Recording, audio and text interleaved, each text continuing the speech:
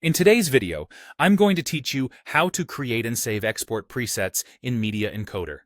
If you export often, custom presets will save time and ensure your videos come out consistently every single time.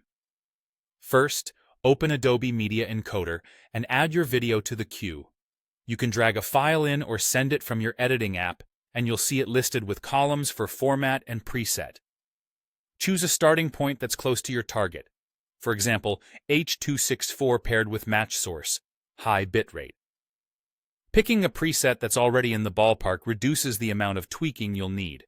Now click directly on the preset name text to open the Export Settings window. This is where you'll dial everything in. Inside Export Settings, start with the Video tab. Adjust the resolution and frame rate to match your source or your delivery requirements. As a rule, matching your source frame rate avoids stutter, and scaling down rather than up preserves quality. Next, set your bitrate. Higher bitrates improve quality but increase file size.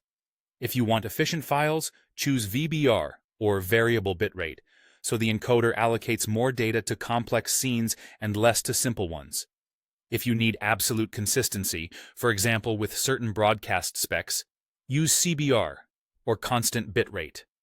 There's no single right answer here. Aim for a balance between quality and file size that suits where the video will live. Switch to the Audio tab and confirm your codec is set to AAC, which is the common standard for online delivery. Set your sample rate, 48 kHz is typical for video, and choose a bitrate that fits your needs. Higher bitrates produce cleaner audio, especially for music and detailed sound, while lower bitrates keep files smaller. Before leaving, check any additional options like rendering quality.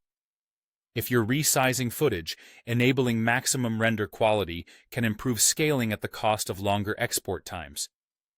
Small adjustments here can make a noticeable difference depending on your footage. When everything looks good, click the Save Preset button in the Export Settings dialog. Give your preset a clear descriptive name, like YouTube 1080p low size, so you'll recognize it later. If you're prompted to choose which categories of settings to include, you can usually leave them all selected, unless you have a specific reason not to. Click OK to confirm. Your custom preset is now saved and will appear in the preset dropdown for future exports, ready to apply with a single click. That's it. You've created a reusable export preset.